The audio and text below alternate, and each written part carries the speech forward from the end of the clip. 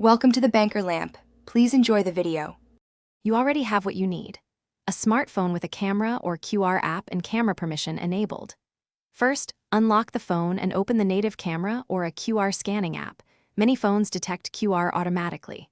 Then, position yourself about 6-12 inches, 15-30 cm away so the code fills the frame without cropping. Make sure there's no bright reflection or heavy shadow on the code, and tap the screen to focus if the image looks soft. Once you see the preview, stay steady. Once the camera recognizes the QR, a small notification or link preview appears. Tap it to open the restaurant menu. If nothing pops up, switch to a QR scanner app and use its photo or live scan function to force a read.